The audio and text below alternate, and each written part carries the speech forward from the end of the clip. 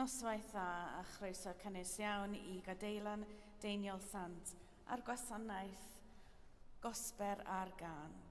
A very warm welcome to you all this evening to our service of Choral Evensong. This evening we have the Reverend Dr. Tanya Upshawn with us. We're delighted that she will be giving us an address tonight. Tanya is a self-supporting associate priest in Brotosylio on Anglesey. And for the past 10 years, she and the Reverend Canon Dr. Randolph Ellis have had a shared ministry of healing on Church Island in Menai Bridge, and at an earlier time, a shared ministry of healing here within Bangor Cathedral. She is a reader in Religion, Humanities and Education at Bishop Grotest University, Lincoln, and co-director of the St Giles Centre in Wrexham. And so we look forward to her address. All that we need for tonight's service is on the laminated sheet for the general service, and our readings and hymn is on the separate sheet. Bydded i'r rhai sy'n hau mewn dagrau, fedi mewn gorfoledd.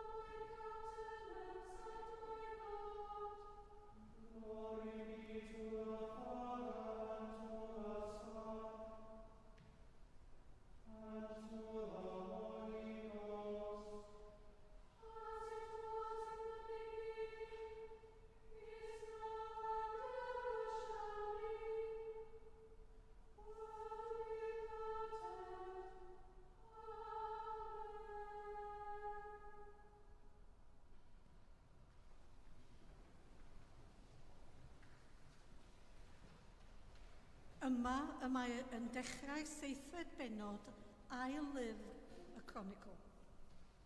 Wedi Solomon orffen gweddio, daeth tân I lawr o'r nefoedd ac ysir poethoffor o ffrwm ar Aberthau. A llanwyd y tŷ a gogoniant yr arglwydd. Ni allai'r offeriad fynd I mewn I dŷ'r arglwydd am fod gogoniant yr arglwydd yn llenwi'r tŷ. Pan welodd yr holl Israeliaid y tân a gogoniant yr arglwydd yn dod I lawr ar y tŷ, ymgyrmysant yn isel a'i hwynebau i'r llawr ac addoli a moliannu'r arglwydd a dweud, Da yw oherwydd mae ei gariad hyd byth. Yma y terfyn y llif cyntaf.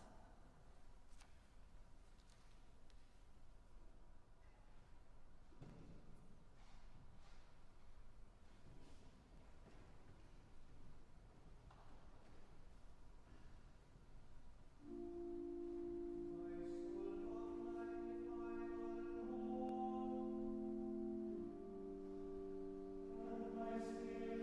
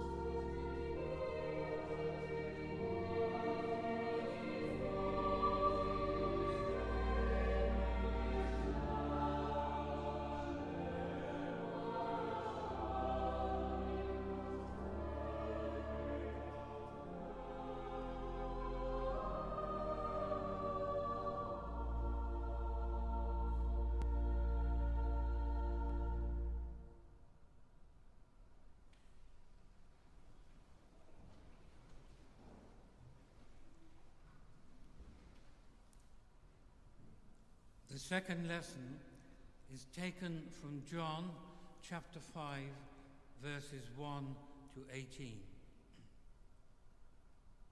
After this, there was a festival of the Jews, and Jesus went up to Jerusalem.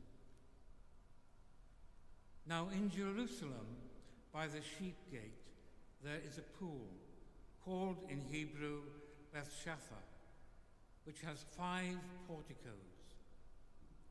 In these lay many invalids, blind, lame, and paralyzed. One man was there who had been ill for 38 years. When Jesus saw him lying there and knew that he had been there a long time, he said to him, "Do you want to be made well?" The sick man answered him, "Sir, I have no one to put me into the pool when the water is stirred up. And while I am making my way, someone else steps down ahead of me." Jesus said to him, "Stand up, take your mat, and walk." At once the man was made well, and he took up his mat and began to walk. Now that day was a Sabbath. So the Jews said to the man who had been cured, "It is the Sabbath. It is not lawful for you to carry your mat." But he answered them, "The man who made me well said to me, 'Take up your mat and walk.'" They asked him, "Who is the man who said to you, 'Take it up and walk'?" Now the man who had been healed did not know who it was, for Jesus had disappeared in the crowd that was there.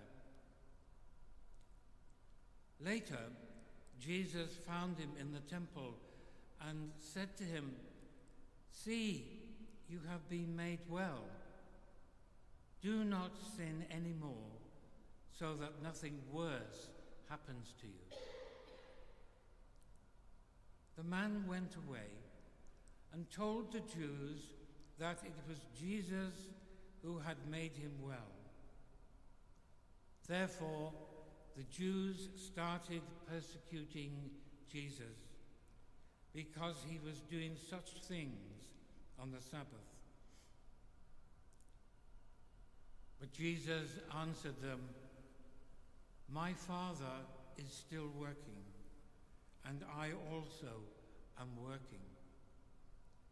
For this reason, the Jews were seeking all the more to kill him, because he was not only breaking the Sabbath, but was also calling God his own Father, thereby making himself equal to God. Here ends the second lesson.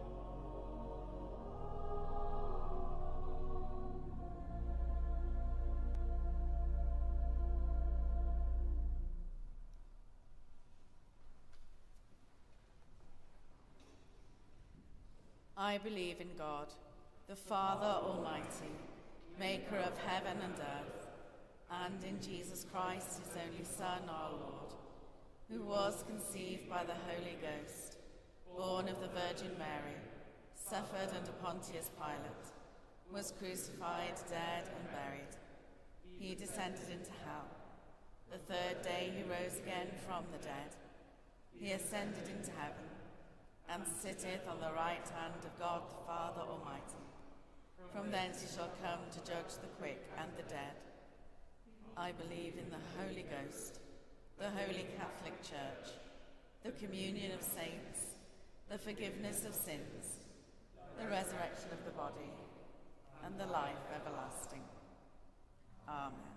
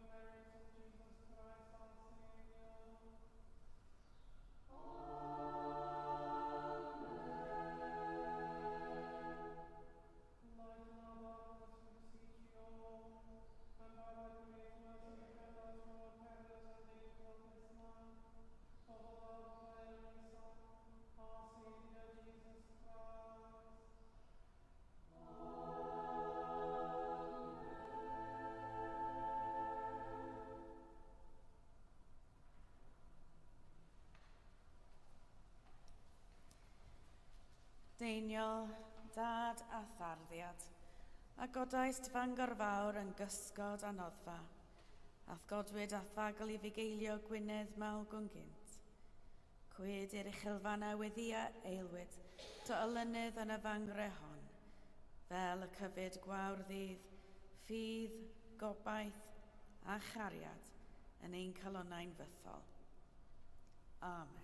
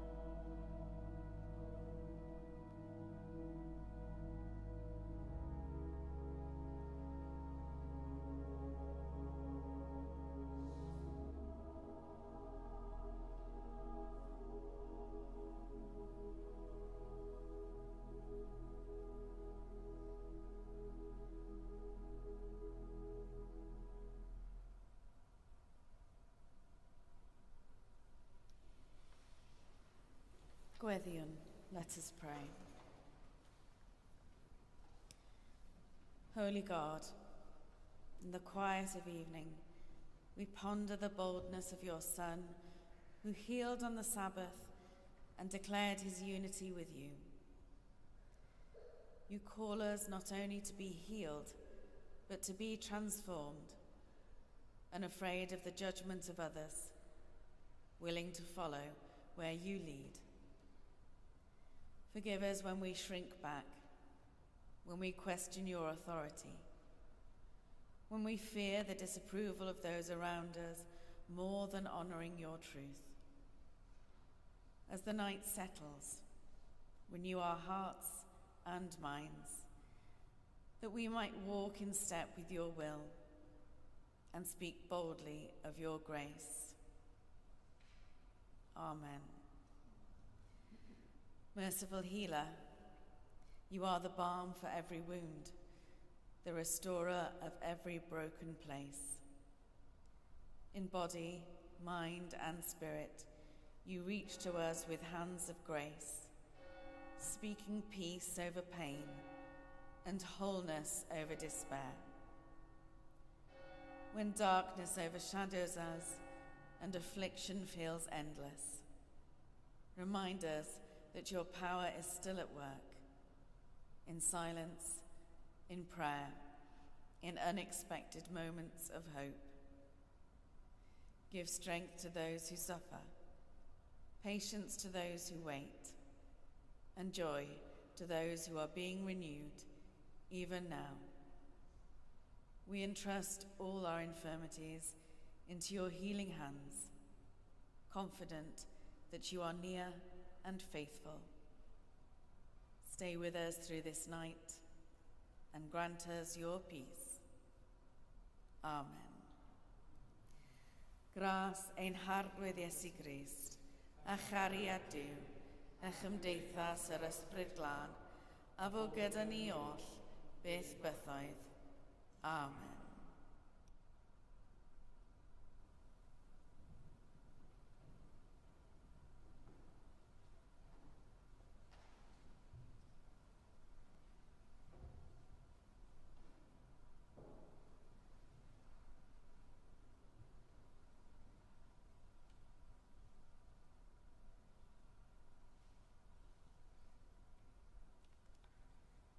In the name of the Father, and of the Son, and of the Holy Spirit.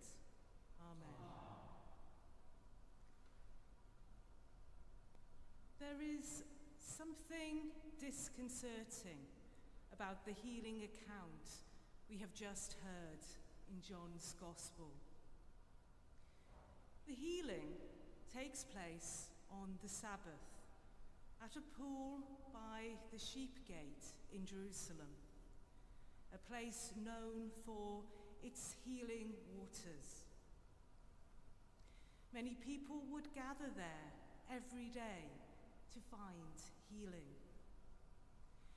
The afflictions of these people are described to us, and the focus is on what is physically visible.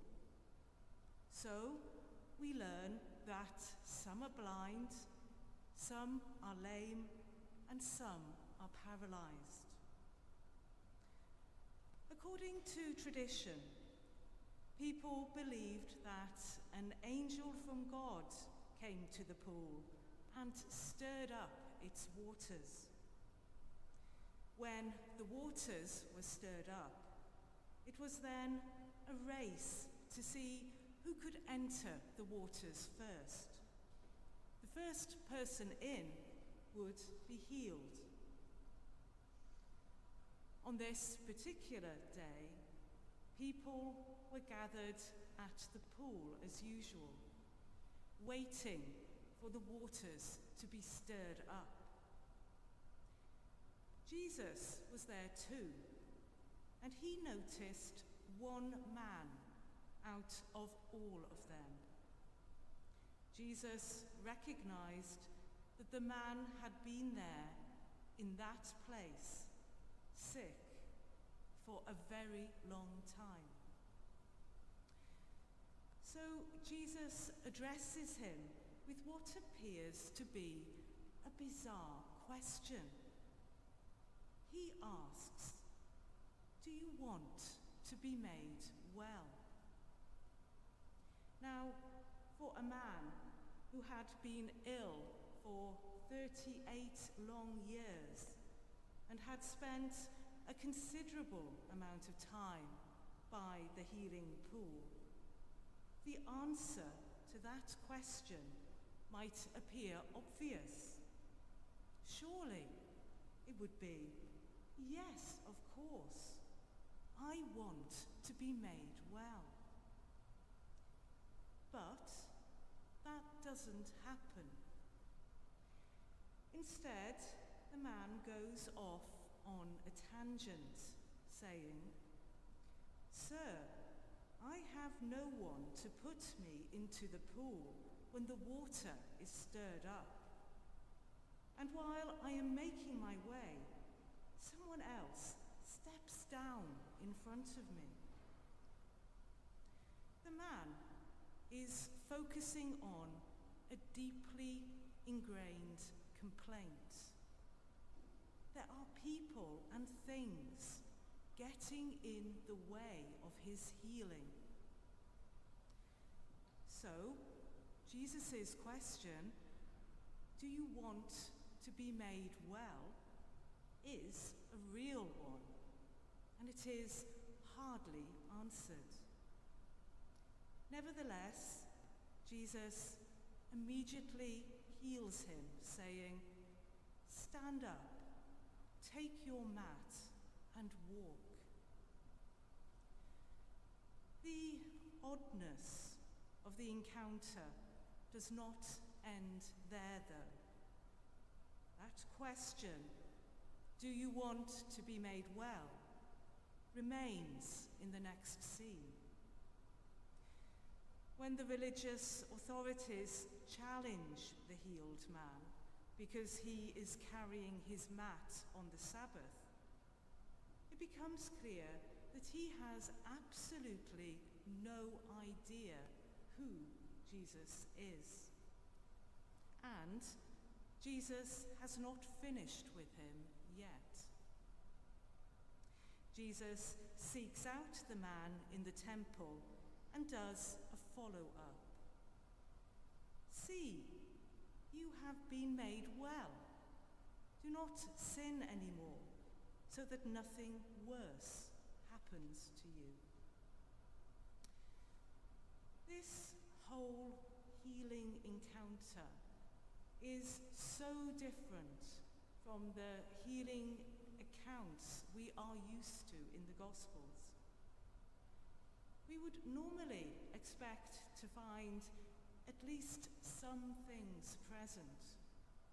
For example, a recognition of Jesus, a request for healing, a comment like, "Your faith has made you well," or some kind of joyous response on the part of the person healed.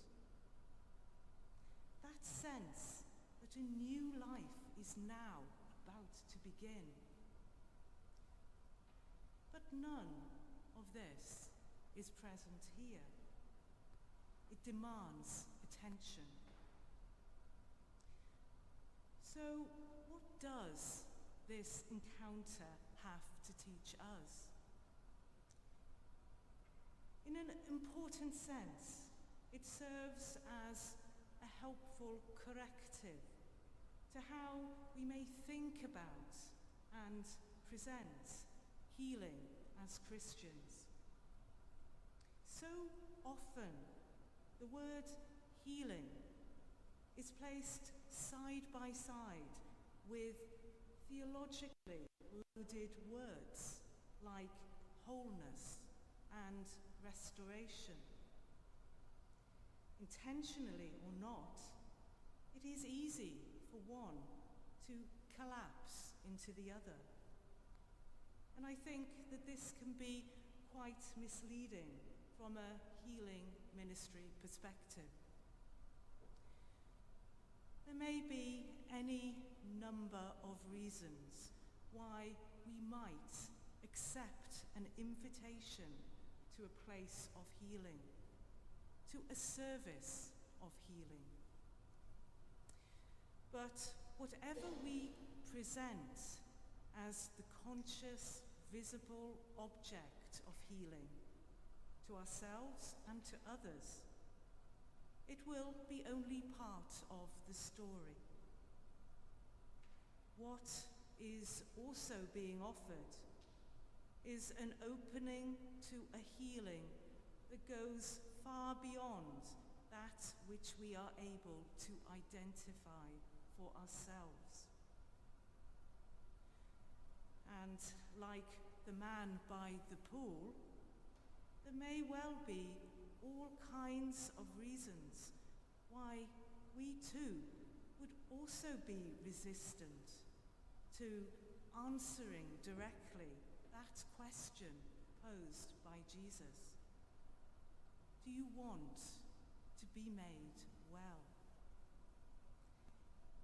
Healing can't really be on our own terms.